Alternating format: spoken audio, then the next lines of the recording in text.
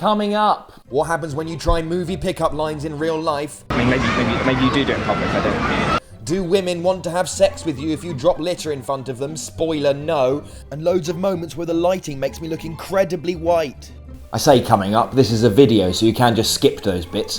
Personally, I think they're funnier in context, but we've got your view now, so I don't really care what you do. Psych, I really care. Please watch the whole thing.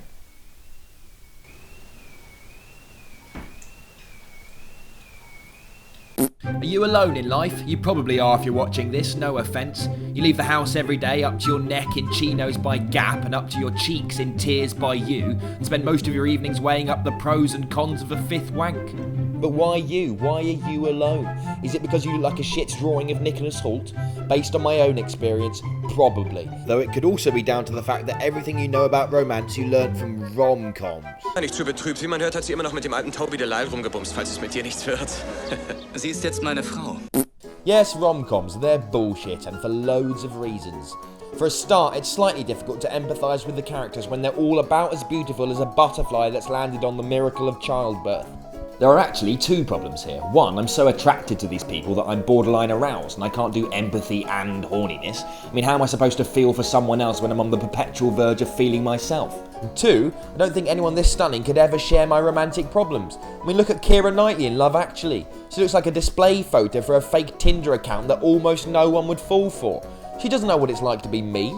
I've got a mole on my neck which has a hair growing out of it at 4 times the speed of any other hair on my body, and if I forget to shave it on any day, it extrudes like a sort of giant misplaced whisker, tickling any potential lovers in their terrified faces. She doesn't know what that's like.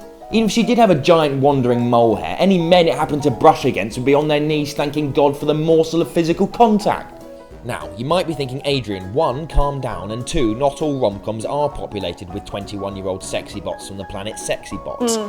This is kind of true. For instance, 2009's It's Complicated did make the daring move of casting actors who can remember dial-up nearly, but shot itself in the foot by choosing absolute gilf Meryl Streep, a woman who's so hot in her old age she'll still be a 7 a year after she's died.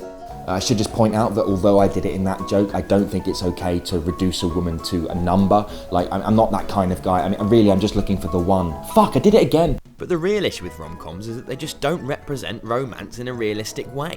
No one meets like this. Especially not in the modern day, now that Tinder's spread like a sort of seedy norovirus. It's a match! I mean, I can see why they go for the glamorous and unrealistic. Hitch probably wouldn't have been a box office smash if it was just a weeping man desperately swiping at his phone like a teenage boy encountering the clitoris for the very first time.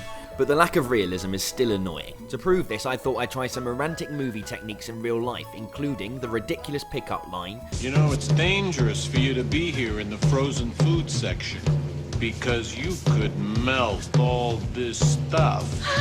My own take on the Hugh Grant mumble. I've only slept with 9 people, but I just wondered, I really feel, The meet cute, which is where you sort of grab at something someone else is grabbing at and hope that they like the feeling of a stranger's tendons coming out of nowhere. And the bad boy interaction, which is where you sort of break the law to prove you're a valid sexual partner. This was going to be a challenge for me as I suffer from social anxiety. This means I often don't say anything in group situations, a lot like someone who's starstruck or a woman on a panel show after it's been edited. But I put my personality aside and did it. Here's what happened.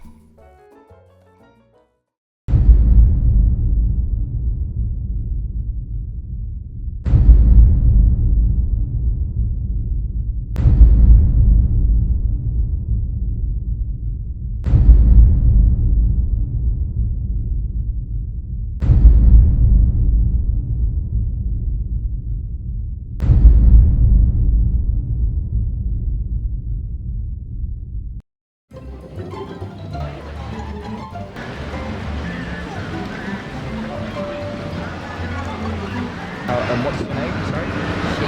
Sienna. Yeah, we just obviously we're here in Trafalgar Square, and it's got a big column. I don't want to, not column section. You should be kissed often by someone who knows how. Oh my god, I'm sorry.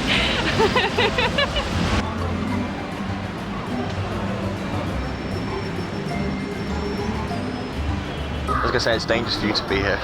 You could melt all this stuff. Obviously, he lost an arm. I don't know what he's doing. My arm. I don't know.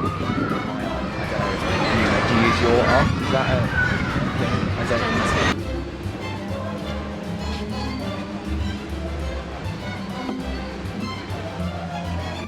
look a lot like my next girlfriend. Okay. Is that like?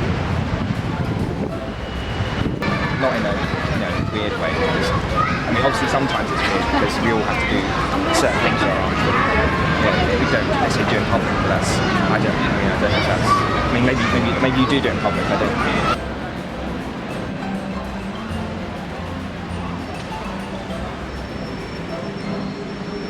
Don't mind. I mean, it's quite long. Length, it's not an issue. But I don't think so. I'm quite tall. I'm big. I mean, I'm not big, but I am. But